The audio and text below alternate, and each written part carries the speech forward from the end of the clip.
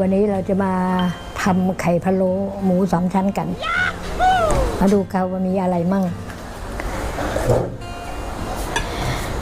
อันนี้เต้าหู้ทอดแล้ว ทอดพอเหลืองแล้วก็นี่ไข่ต้มแล้วอันนี้หมูสามชั้น อันนี้ซอสปรุงรสน้ำตาลปี๊บน้ำปลานี่ก็สามเกลือก็มีกระเทียมพริกไทยรากผักชีค่ะแล้วก็อันนี้ก็เครื่องพะโล้เนี่ยเขาเรียกอะไรมั่งนะจำชื่อไม่ได้ เนี่ยค่ะมีแค่นี้เดี๋ยวเรามาลงมือทำกันเลย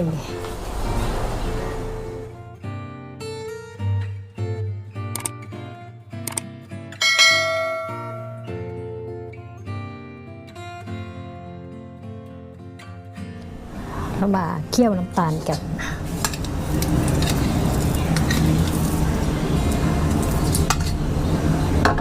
ไฟเบาหน่อยเติมน้ำจากนิด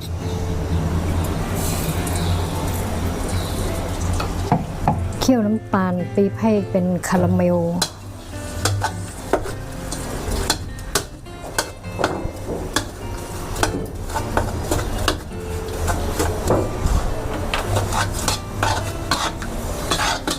พอน้ำตาล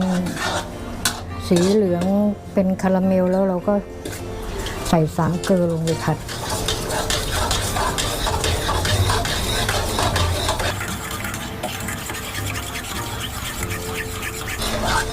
อันนี้สูตรนี้แม่ทำให้กินตั้งแต่เด็กนะคะ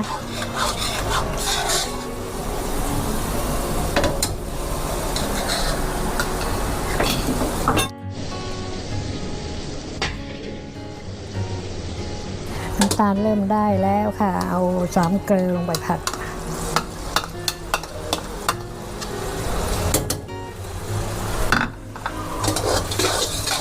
เบาไฟ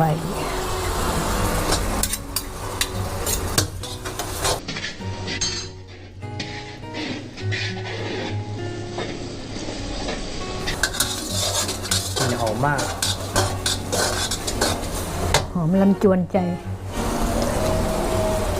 เราก็ใส่ลงไปเลยอันนี้คือเครื่องพะโล้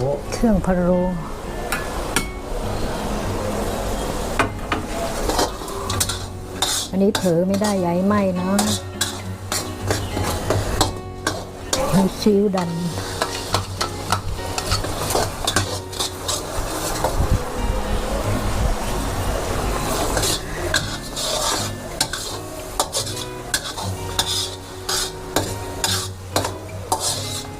แล้วก็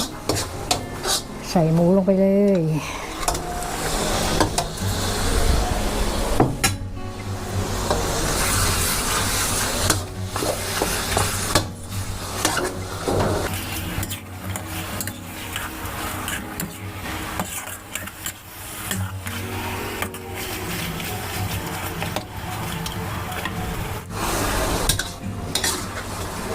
ผัดให้หอมให้หมูเรียกแหละให้หมูมันเนื้อมันไอ้นั้นหน่อยหนึ่งให้เครื่องเข้าเนื้อนึกไม่ออก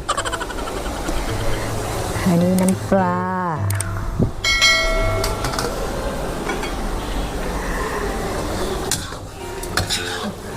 แล้วก็จะใส่หมูใส่เต้าหู้ใส่ไข่ลงไปเลยตั้งน้ำรอไว้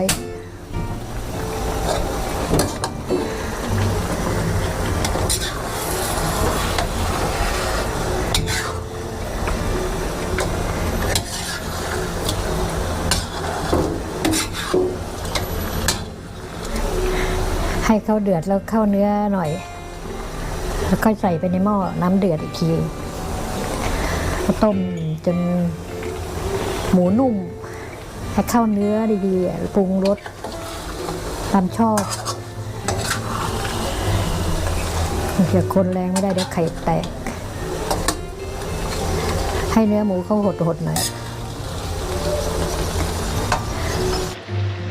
เดือดแล้วเดี๋ยวแม่จะใส่น้ำเลย เ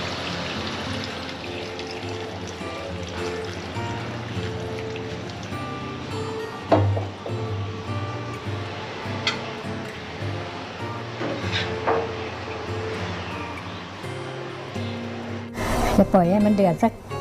ชั่วโมงหนึ่งรอให้หมูนุ่มแล้วค่ะแล้วเราก็ปรุงรสตามชอบใจที่แบบว่ามันขาดเค็มขาดหวานขาดอะไรเราก็เติมเอานะ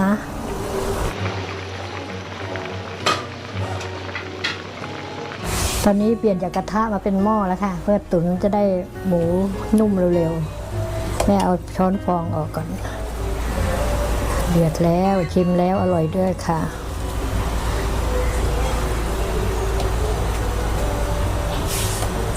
สูตรแม่ไม่ต้องใช้น้ำมันผัด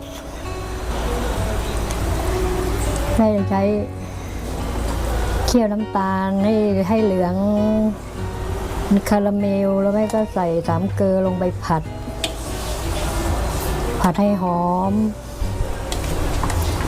แล้วก็ใส่เครื่องพะโล้ลงไปเนี่ยพวกอบเชยนึกชื่อไม่ออก คือเครื่องพะโล้แหละ อันนี้กำลังเดือดแล้วรอกินอย่างเดียว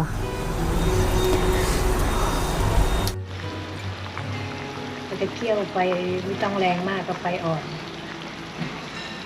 น้ำจะได้ไม่แห้งใช้เวลาหน่อย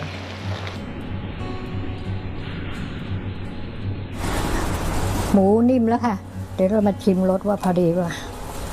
เราต้องเติมอะไรอีกไหม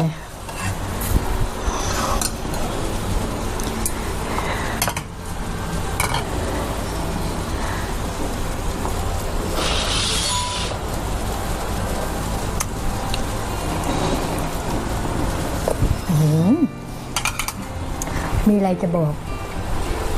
มันอร่อยมาก ไม่น่าเชื่อเนี่ยเดี๋ยวเรามากินกันเลยนะได้เวลาแล้วลูกค้ารอแล้วค่ะ นี่ก็จะ6 โมงเย็นแล้ว ท้องร้องแล้ว ลูกค้าท้องร้องมานั่งรอแล้วค่ะ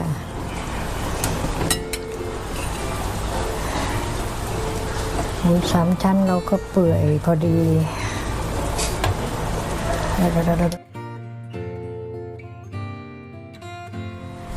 ถ้าใครชอบทำพะโล้ก็เอาไปทำตามได้นะคะ บอกตรงๆว่าวันนี้อร่อยมาก ถ้าชอบก็ฝากกดไลค์กดแชร์กดซับสไครบ์ให้แม่ด้วยนะคะบ๊ายบาย